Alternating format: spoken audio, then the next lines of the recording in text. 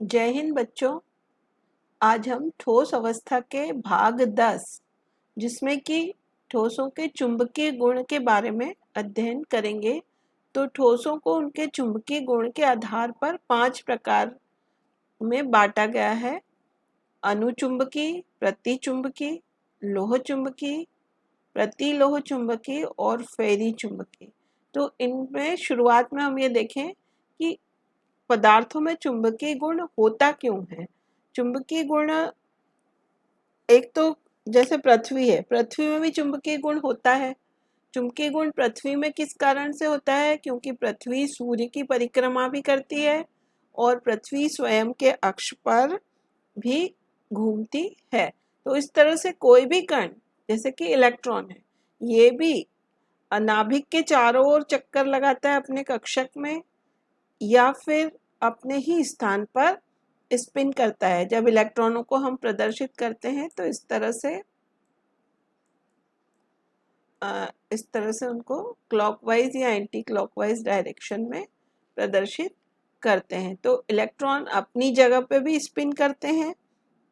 तो इस तरह से नाभिक के चारों ओर चक्कर लगाने और अपने ही स्थान पर स्पिन करने के कारण इलेक्ट्रॉन में भी चुंबकीय आघूर्ण उत्पन्न हो जाता है। यहाँ पर हमने लिखा इसको, परमाणु में इलेक्ट्रॉन एक चुंबक की तरह व्यवहार करता है। यह चुंबकीय गुण इलेक्ट्रॉन के नाभिक के चारों ओर कक्षीय गति यानी ऑर्बिटल मोशन और स्वयं के अक्ष पर चक्रण गति स्पिन के कारण उत्पन्न होता है। अतः प्रत्येक इलेक्ट्रॉन के साथ बहुत कम क्षमता का चुंबकीय आघूर्ण संयुक्त रहता है। चुंबकीय आघूर्ण का मात्रक बोर मैग्नेटॉन होता है। तो ये जो इस चुंबकीय गुणों के आधार पर पदार्थों को 5 वर्गों में बांटा है। तो ये जो प्रॉपर्टी, मैग्नेटिक प्रॉपर्टी या चुंबकीय गुण, ये इलेक्ट्रॉन पर आधारित है। इलेक्ट्रॉन के चुंबकत्व के कारण पदार्थ में चुंबकीय गुण आ रहा है। तो इलेक्ट्रॉन यदि, जैसे कि हमने अभी यहाँ देखा कि ये मान लो कि ये इलेक्ट्रॉन दिखाया है यहाँ पर, ये क्लॉकवाइज डायरेक्शन में है। तो इसमें जो चुंबकीय ध्रुव उत्पन्न हुए N और S इस तरह से, और दूसरा इलेक्ट्रॉन मान लो एंटी क्लॉकवाइज डायरेक्शन में है, तो उसके ध्रुव उल्टी दिशा में N और S इस तरह से उत्पन्न होंगे। अब मान लो कि सारे इलेक्ट्रॉन एक ही दिशा में जमे हुए हों, एक ही दिशा में अलाइनमेंट हो इनका, तो इनके सबके N ध्रुव ऊपर की साइड और S ध्रुव क्या होंगे?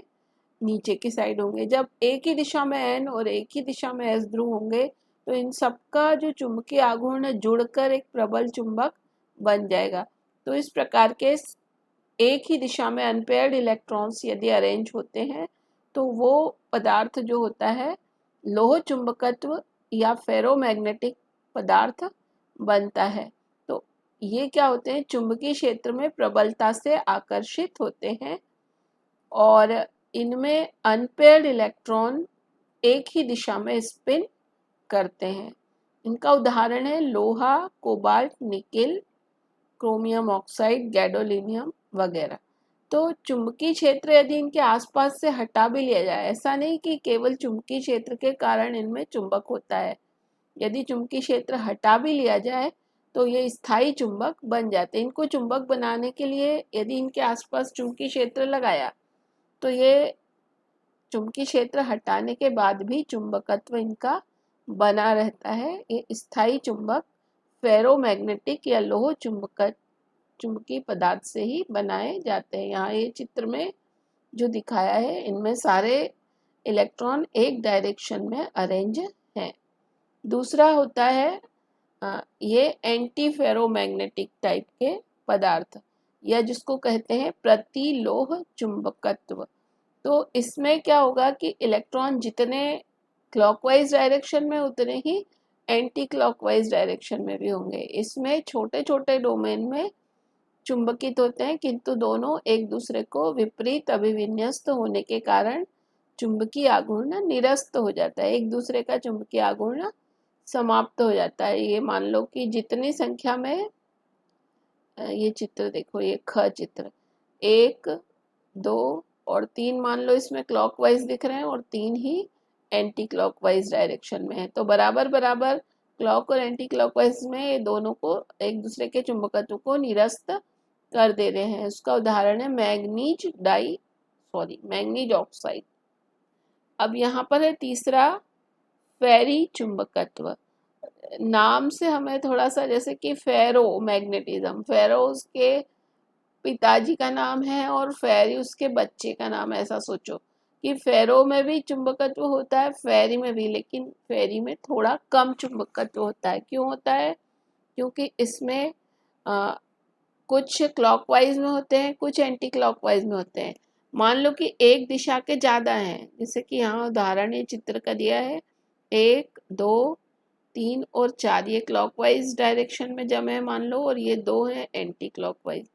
तो 2 से 2 का तो निरस्त हो जाएगा चुंबकीय आघूर्ण, लेकिन 2 जो है एक्स्ट्रा, इनके कारण थोड़ा सा चुंबकीय आघूर्ण शेष रहता है, परिणामी चुंबकीय आघूर्ण। +4 और -2 को यदि हम हल करें, +4 और -2, तो अंत में परिणामी आघूर्ण +2 बचेगा। तो यहाँ लिखा है हमने कि छोटे छोटे डोमेन का परिणामी आघूर्ण शेष रहता है, तब पदार्थ में फेरी चुंबकत्व होता है। फेरो चुंबक की तुलना में ये कम आकर्षण होता है।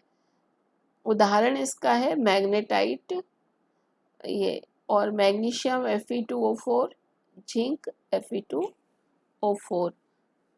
अब अगला है यहाँ पर पैरामैग्नेटिक। ये जो पदार्थ होते हैं अनुचुंबकीय, ये केवल चुंबकीय क्षेत्र में अपना चुंबकत्व प्रदर्शित करते हैं। जैसे कॉपर 2+ आयन या Fe3+, इनमें भी इलेक्ट्रॉन अनपेयर्ड होते हैं, लेकिन ये टेम्पररी चुंबकत्व होता है, इसमें अस्थायी चुंबकत्व होता है। केवल बाहर से, जैसे मान लो आप कॉपर वायर लपेट के और इलेक्ट्रिक फील्ड दोनों तरफ उसमें अप्लाई करेंगे, तो वो जो कॉइल होती है वो चुंबक बन जाती है, लेकिन जैसे इलेक्ट्रिक फील्ड हटाया तो वहाँ उसका चुंबकत्व समाप्त हो जाता है। इस तरह से इनमें चुंबकीय क्षेत्र की अनुपस्थिति में ये अपना चुंबकत्व खो देते हैं। ये अस्थायी चुंबक होते हैं। और प्रतिचुंबकीय या डायमैग्नेटिक टाइप के जो पदार्थ होते हैं, इनमें सारे इलेक्ट्रॉन पेयर्ड होते हैं, और पेयर्ड होने के कारण इनमें एक दूसरे का चुंबकत्व निरस्त हो जाता है। अतः ये चुंबकीय क्षेत्र में प्रतिकर्षित होते हैं, न कि आकर्षित होते हैं। तो इस तरह से यहाँ प्रश्न है कि किस प्रकार के पदार्थ से अच्छे और स्थायी चुंबकत्व बनाए जा सकते हैं चुंबक। तो इसलिए यह है, इसका उत्तर ये होगा, लोह चुंबकीय पदार्थ से अच्छे चुंबक बनाए जा सकते हैं, स्थायी। और लोह चुंबकीय पदार्थ से स्थायी चुंबक क्यों बन जाता है, इसका ये जो 4 उत्तर हैं, तो इसमें सभी डोमेन चुंबकीय क्षेत्र की दिशा में ही अभिविन्यस्त हो जाते हैं। इस कारण लोह चुंबकीय पदार्थ से स्थायी चुंबक बनता है। धन्यवाद।